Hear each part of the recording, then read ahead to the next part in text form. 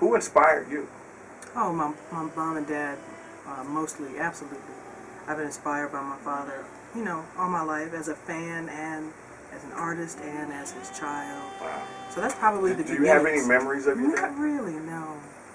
My memories are more about, the ones that I share with people are more about the stories that people tell me about my father, that they, that his records got him through college or got him through a divorce, or, you know, these records that people have had to have for the last 30 years that they still want and still give to their kids. It's amazing, isn't it? It really is. When they tell you that your dad was such a genius, what goes through your mind?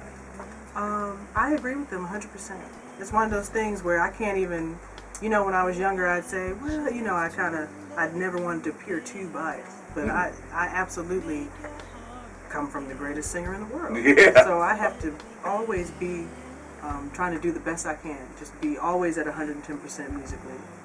And, you know, to think that these records that he wrote that inspired so many people all over the world that people still put on right now. Somebody right now is listening to Lalah Hathaway. He wrote them and sang them when he was in his 20s, his early 20s. Unbelievable. You know? So, yeah. So when you hear your dad's records, do you hear yourself? Do you see yourself? I hear myself. I see myself. I'm proud. I hear my mother. I see my mother. You know, it's a good place. It's wonderful. And how does it feel to be an artist? Because you're an artist now. You've been around. I have. You've been doing your thing. Can you imagine? I've been making records for 20 years. I remember when you first started. It seemed like yesterday. It was 11 weeks ago, but not really. Wow. And what have you learned through that journey? So much. Everything is, believe it or not, totally different and totally the same. You can believe that.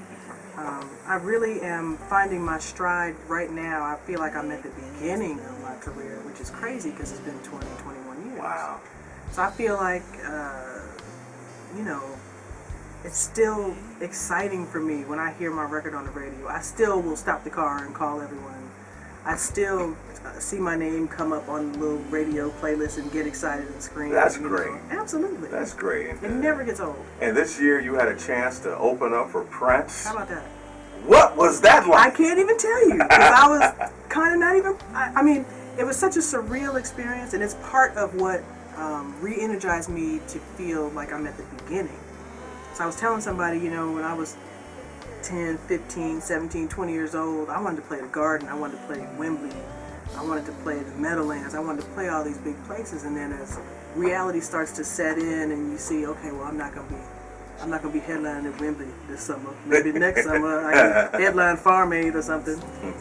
You kind of let that dream go. And then Prince calls you, and you go open for Prince 3 times, and you open at the Meadowlands, and it was an incredible, surreal experience. Wonderful.